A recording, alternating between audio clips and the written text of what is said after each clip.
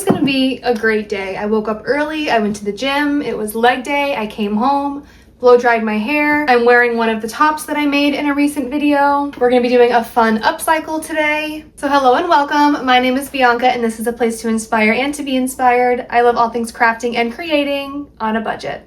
I thrifted this paisley skirt in one of my last thrift haul videos, and I just felt like the color palette of this skirt was super unique. I love that it's colorful, but they're all jewel tones. It's like a rich emerald, a deep blue, maroons, burgundies, and I thought this would be really fun to turn into a two-piece set. I was debating on maybe turning it into a dress, but I think I would be able to utilize more of this fabric if I made it into a two-piece set. So this skirt does have a side zipper and it is a maxi skirt. And for the two-piece set, for the top, I was thinking of making something like this. I think it would be simple enough. And then the back has this smocking detail. Since this fabric is not stretchy, I would need some kind of element to make it to where I can still get it over my head without having a zipper on the top. And then for the bottom of the skirt, I was thinking we would just cut this to be a mini skirt, and then we would have all of this extra fabric to work with for the top. And since I want to do this smocking detail to the back, I'm going to need a lot more fabric because it's going to have to scrunch after I add in that elastic. So I think this plan will work out perfectly using this top portion as the skirt. I feel like I'm probably going to have to change this top because I think it's harder to get a visual when the top doesn't match the skirt. Okay, I feel like this top is less busy and distracting. For now, I just went ahead and put a little clip here at the side because this is about where I would want it to sit. And I'm just going to measure the length of how long I want this to be.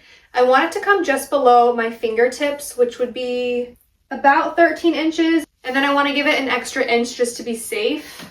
So I'm going to measure down 14 inches from each side. And then I'll probably measure down from the center as well and make a little mark. And then I can cut it off straight across.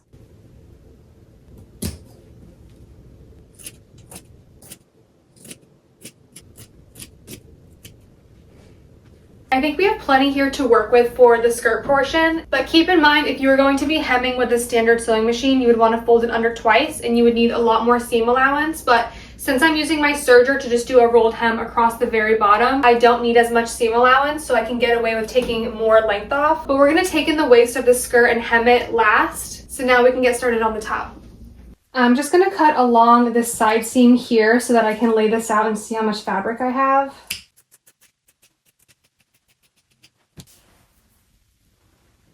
And this plum color was the lining for the bottom portion of the skirt, and I just removed the lining. It's a little bit sheer, but I think since it's darker and a busier pattern, I think it will be fine for our top. Plus, each cup on the bust has a lot of scrunching, so I think that will make it less see-through as well. I think I'm going to try to use this bottom hem as the bottom hem for my top. Excuse me.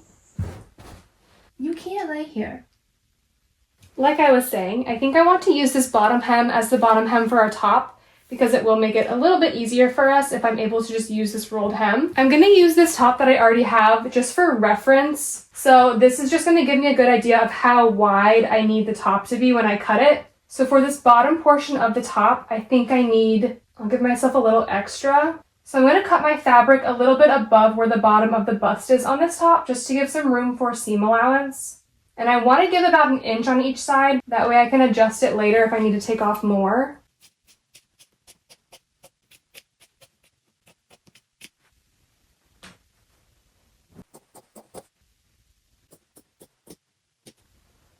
So this will be the portion of the top that is below the bust. And now I can cut a couple triangles for each cup. I think for this top, I can get away with just making 2 large triangles, and I think that will be enough. Now I'm just debating on what shape to make these triangles for the cups in order to get this shape. Because in the photo around the neckline, it scrunches. So if we look at the inspo photo, in between the bust, it kind of comes to a point and then it's rounded under each cup. So I think once I make that shape, then I can make a couple stencils for the cups based on having them match up with the shape of this bottom portion. I don't know if that makes sense. So I'm going to find the center.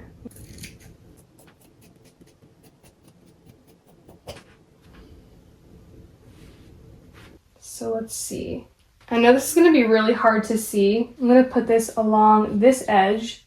So this is where our point is here. It's probably very difficult to see, but the point is right here, and then the curve comes to about here. So I think on this side, I would want about this much space. And then if I made a shape that kind of came up from here and went straight up, that way it could scrunch. Or do I need to make it rounded? It's gonna have to go this way.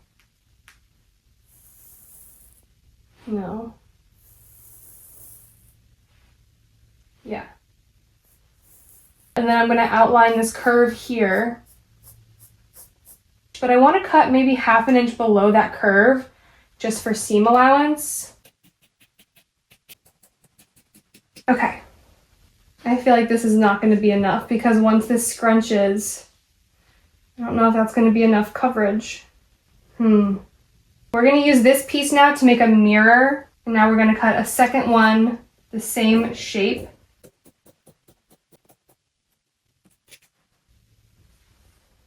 So here's what we're working with so far. This part of the neckline on each cup is going to be where we have to weave our strap through.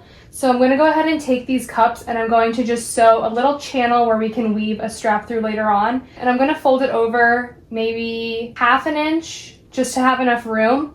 And then we can attach each cup to the body of our top by putting the good sides together and then just following along this line on each one.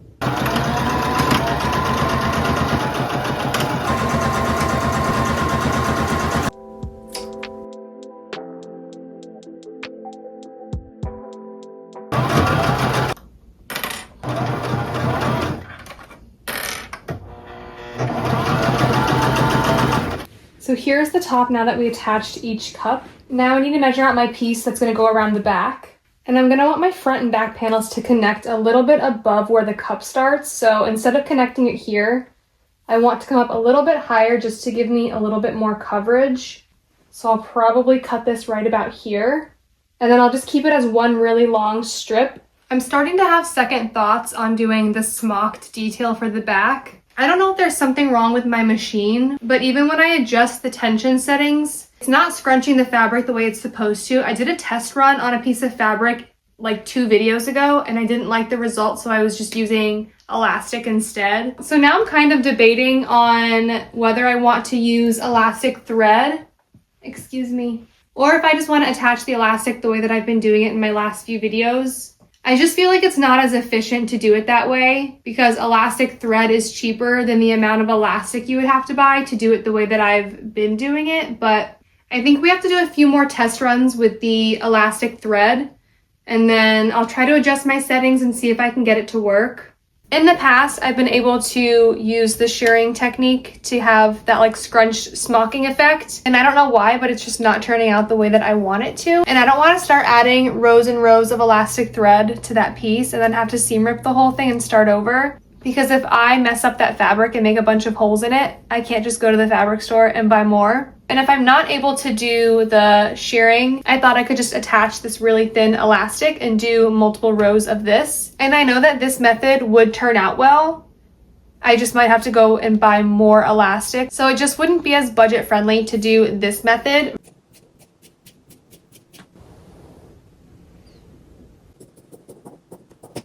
So this here is the fabric we're going to use for our back panel. But before we work on that, I'm going to use my serger and I'm going to go along these 2 edges here just to seal off any of the raw edges.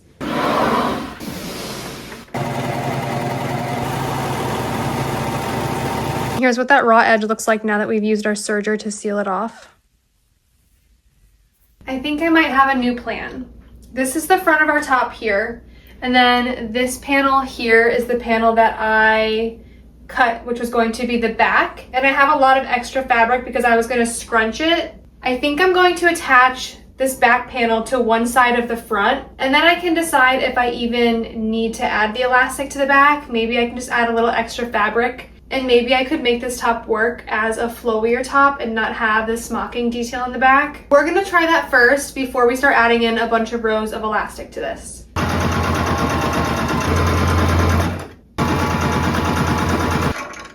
So I attached the back panel to one side of the front and I clipped it to my top since I don't have straps yet. Unfortunately, I do think I'm gonna have to add the elastic because I just don't think this would work as a flowy top. And I think this neckline will only really work if it's more form-fitted. So the straps over the shoulder need to be pulled tight in order for the neckline not to be loose and saggy. And then it attaches to the back of the top. But if the top is just super loose and flowy, it's just gonna pull the top up and it's not gonna give the tension that it needs. Does that make sense? So it's gonna attach about here. So I feel like that would be enough, and then if I give it a couple extra inches, I can cut this off and then start adding our rows of elastic, and then once we have our elastic, then I can attach it to this side and hopefully it will make this more fitted, and then we can add in our ties and weave it through the little openings that we have here along the neckline.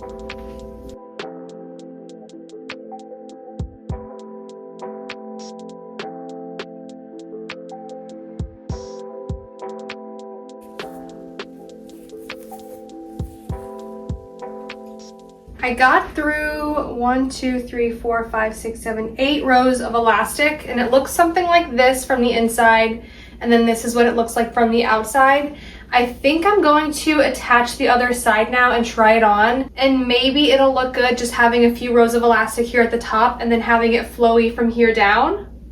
We're gonna try it. So here's how the back is looking with just a few rows of elastic at the top and then the rest being flowy. I think it's really cute. I think I really like the shape of this so far. The cups need some work though, they're a little wonky. But before we continue on with the cups, I think we should go and get a little treat.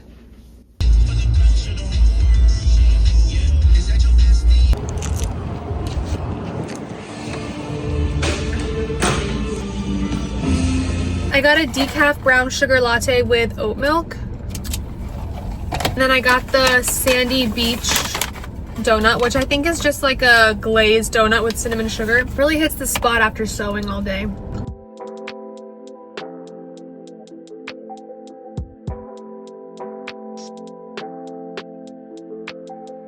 So these are the 4 straps that I made, and I ended up making them with the liner, which was a solid color, instead of using this pattern. And to make ties, you're gonna need one of these loop turners. It definitely makes your life a lot easier. And luckily this material was super easy to turn inside out once I made the long rectangles for the straps. So this is the neckline of our top here. And before I sewed this little channel to weave this through, I made the mistake of sewing the other opening closed when I attached the cups to the body of the top. So I had to cut a really small little opening on the inside of each one so that I could weave through the ties. So I'm going to take my loop turner and I'm going to go in through the channel that we made at the top here. And it's going to come out at the little hole that I had to cut. And I'm just going to grab the top of my tie and then pull it through this channel. Like this. So here's how that top part is looking right now. And then these 2 straps we're going to attach to the back, and then we can tie them into bows at the shoulder.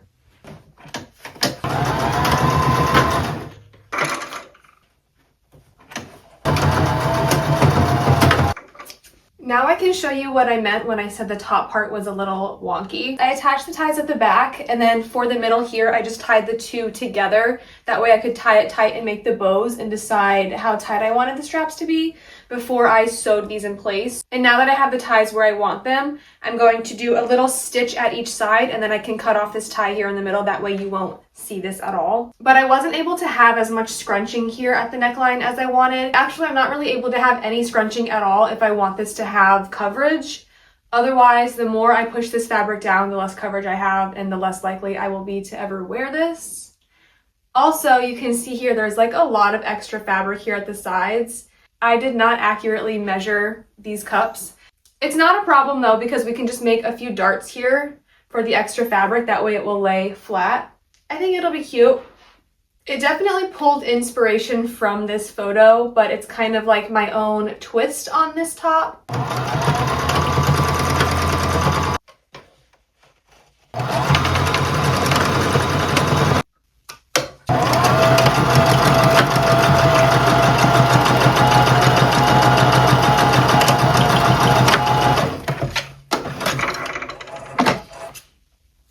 We can finally start working on our skirt portion now. So I decided I'm gonna pull the extra fabric to the back, and then I'm just going to do a straight line down the back. But this way all of our darts will still be centered, but the side zipper will be towards the back instead of directly on the side. I feel like either way I do this, something is not going to be centered. Now to determine how much I want to take off, I'm just going to put it on backwards. And then after pinching this fabric, I'm going to make a little line on each side where I want to attach them.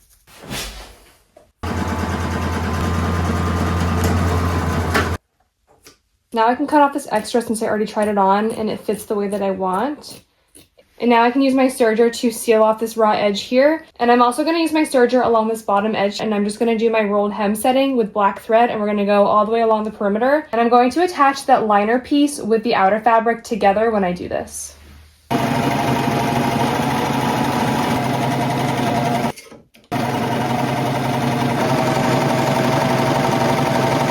Here's how they look styled together.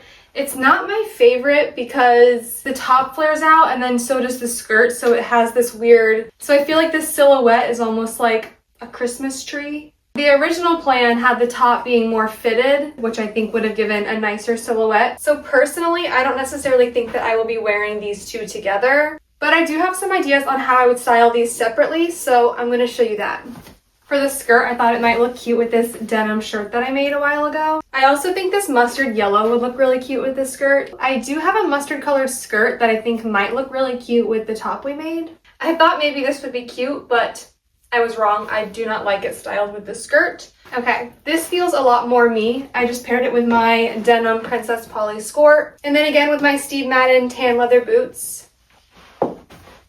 I wasn't expecting to love how the back of this turned out so much, but I really love it. And let me know your honest opinion on this set. I do like today's project, but it's not one of my favorites. So until next week, bye!